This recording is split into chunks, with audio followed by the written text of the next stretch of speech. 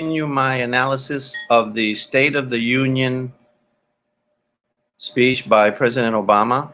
I want to continue revealing the sleight of hand, the sophistry and demagoguery that he uses to persuade us of mistaken conclusions. I want to start first with something that I didn't mention last time, which is a very interesting use of equivocation. This is not your ordinary equivocation when you use the same word in two different parts of the argument. This is when you use a word that people don't understand what it means so that you can suggest a mistaken conclusion. In this case, Obama says that he reduced the deficit. The deficit is the amount of money that the government spent that was not received through taxes. So it is like what you put on your credit card the last year.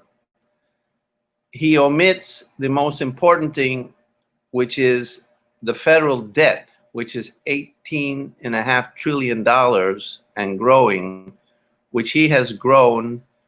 When he finishes his presidency, it'll be more than all of the other 43 presidents combined. He's increased the debt, but he's not talking about that. He's talking about the deficit.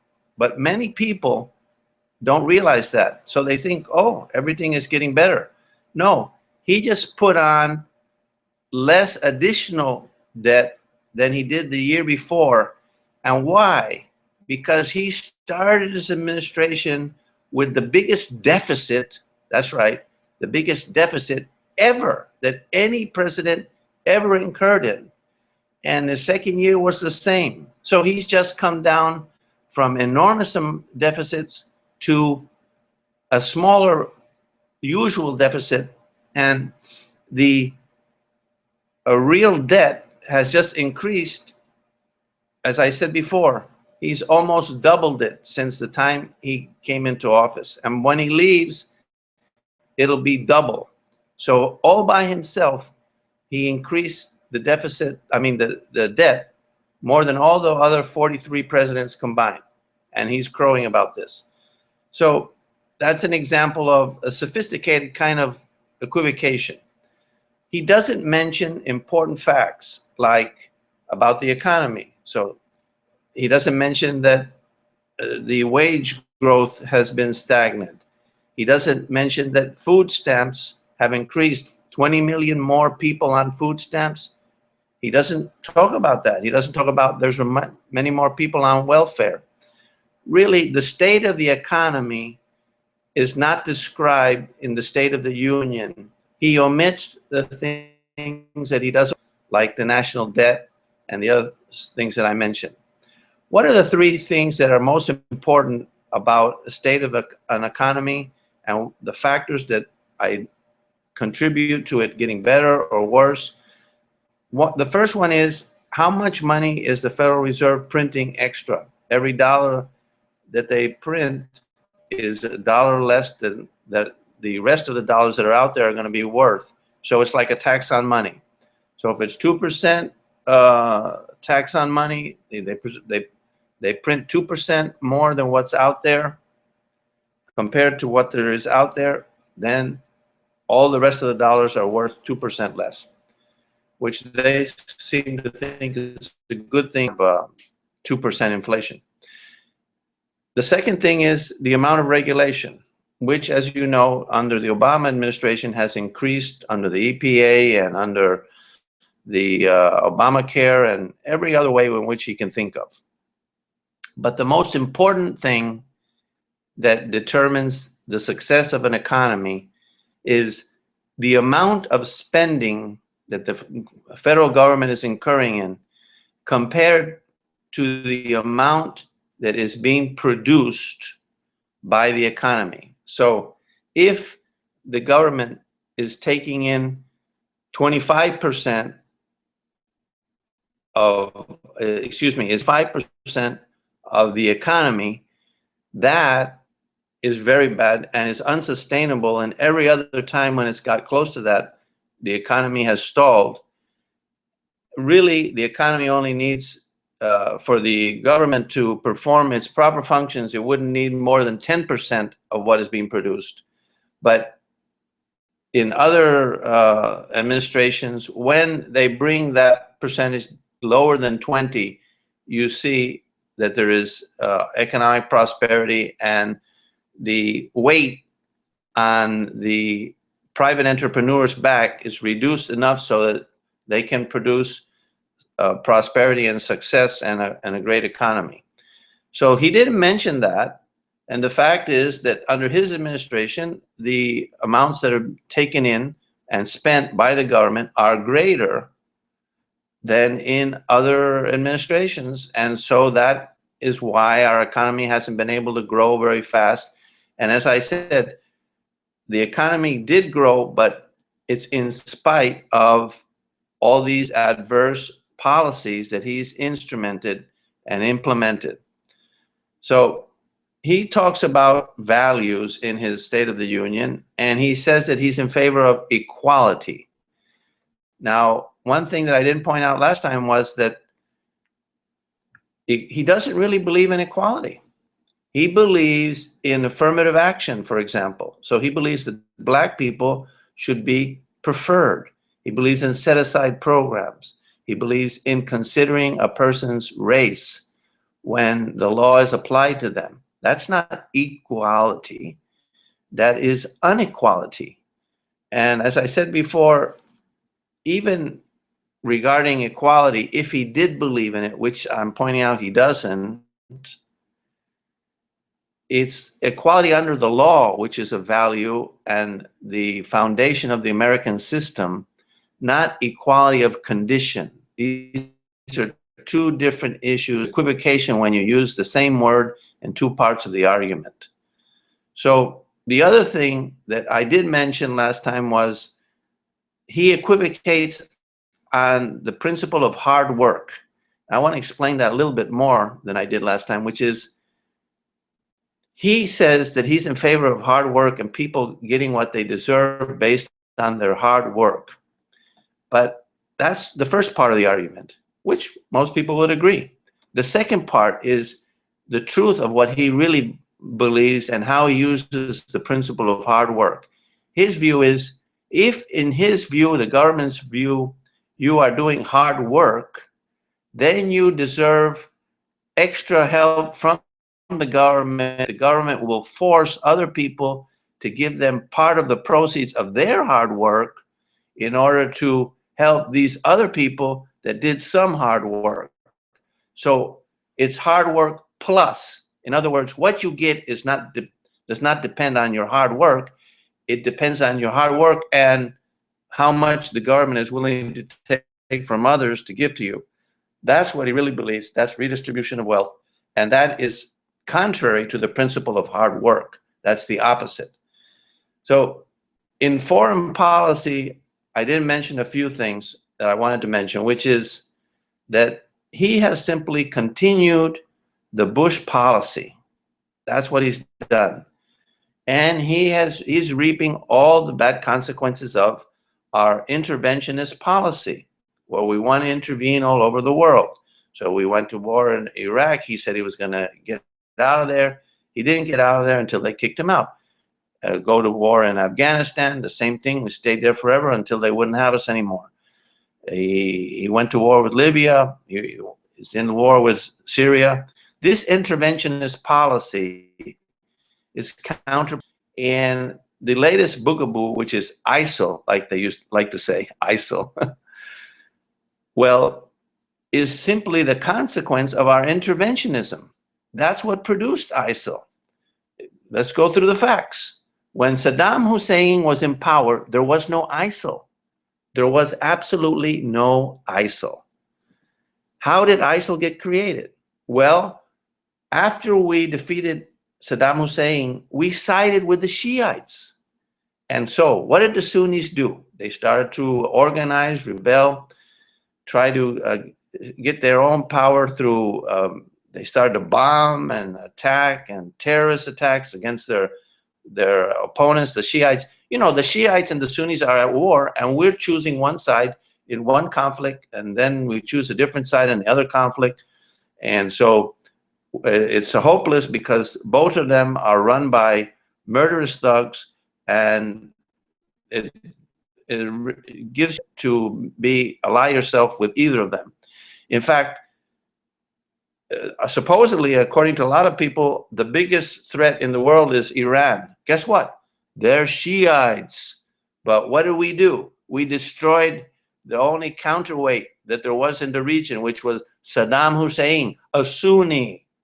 So now the Shiites have more influence, therefore Iran has more influence, and therefore supposedly our greatest threat, which was Iran, is helped by our stupid policy of intervening.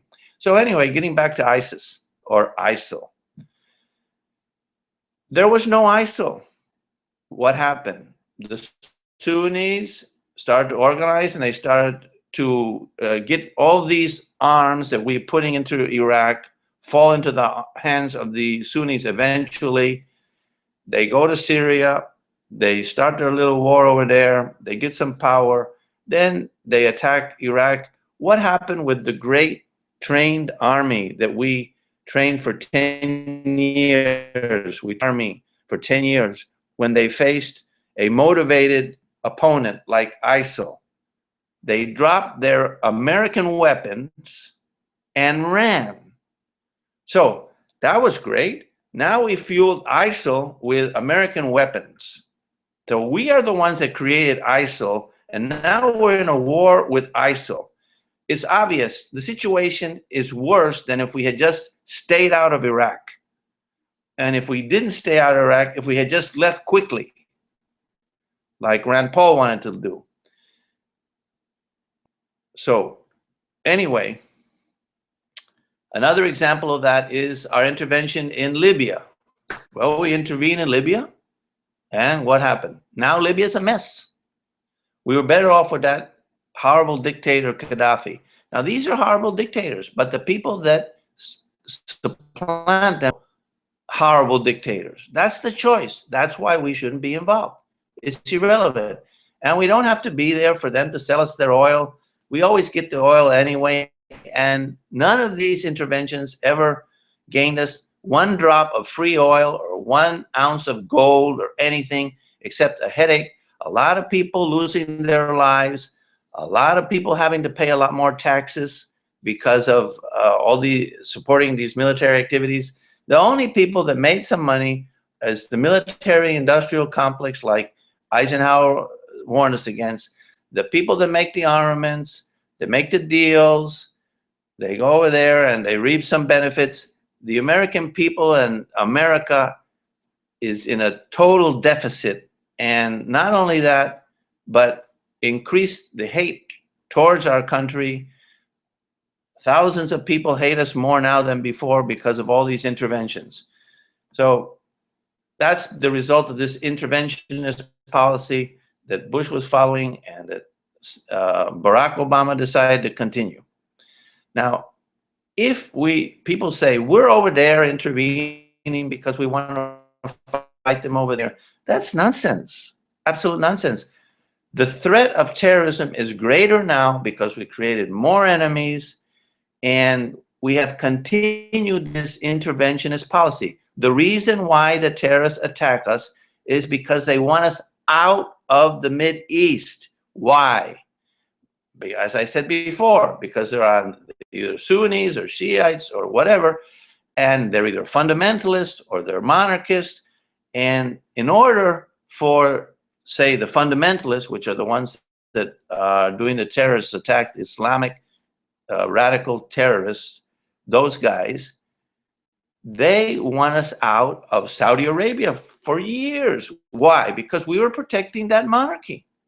So in order for them to gain power, they have to first get the Americans out, then they have a chance to rebel against the monarchy. And the same thing in other countries.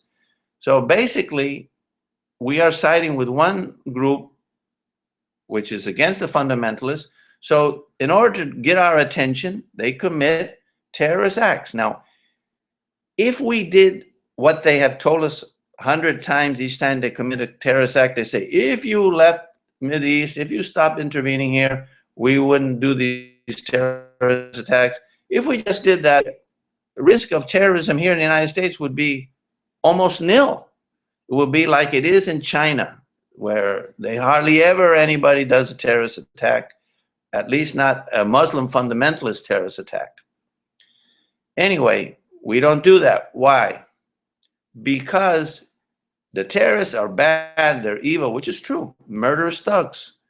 But just because somebody is a murderous thug doesn't mean that what they say isn't true. It's in our self-interest to get out of the Middle East, not because the murderous thugs want us to, but it's because it's better for us. Let those murderous thugs of these different groups fight it out, continue however long they have to. It's not our problem, and has no, whoever wins over there has no consequence to us.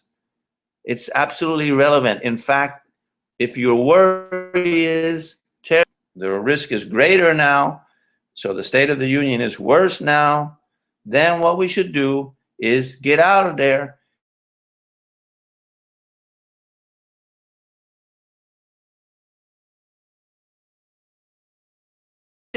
And no country ever attacks America because they get wiped out. We are such a powerful military force. Nobody would ever attack us, and there would be hardly any risk of any terrorism. So that's what we have to consider in foreign policy. Now, Obama said regarding civil liberties that he's a great civil libertarian.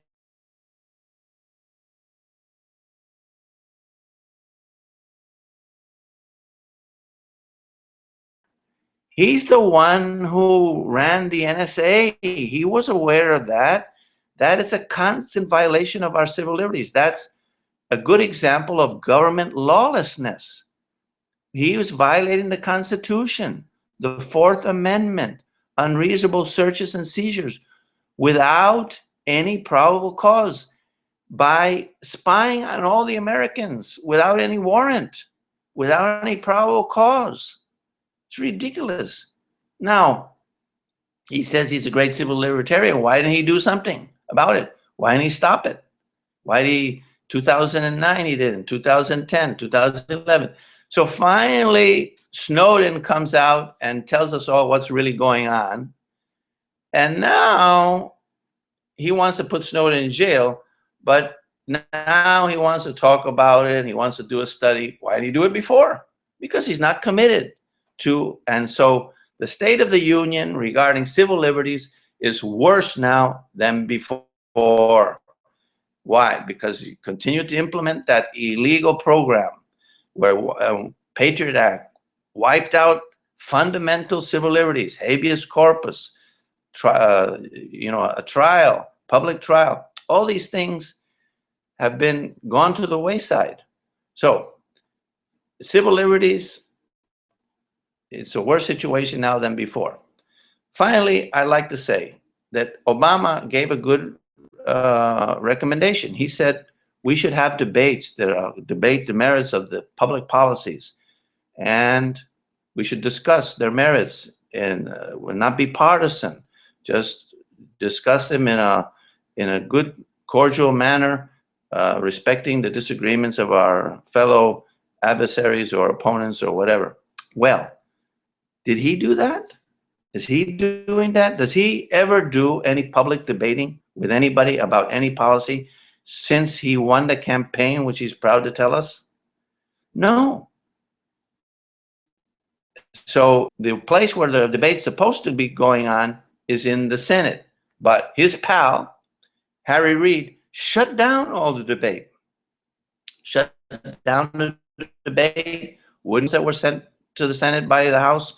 No possibility of introducing amendments, no debating, nothing. So why didn't Obama tell Harry Reid, hey, respect the rules of the Senate, permit senators to debate the issues?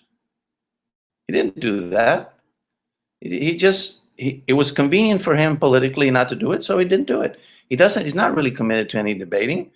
Now, we in America, the social situation is that we have a structural flaw, which we don't have institutionalized debating. We don't have a tradition of debating. Of course, you know, I'm doing what I can to promote debates, and I'm open to debates on all differences of opinion. I think they're great, and our country needs more of it, but it's up to the citizens to fill this void. Finally, the Republican response to this State of the Union was so weak because she doesn't contest any of the premises, any of the policies. She doesn't argue, and that means she's now willing to debate. And that's what the Republicans are afraid of. They're afraid of doing any debating about the policies. That's why they believe minimum wage is not a good idea, but they don't say so. They believe all this spending is bad. They don't say so. They're afraid of having the debate. And as long as that situation, the State of the Union is very poor. Thank you. Tell me what you think.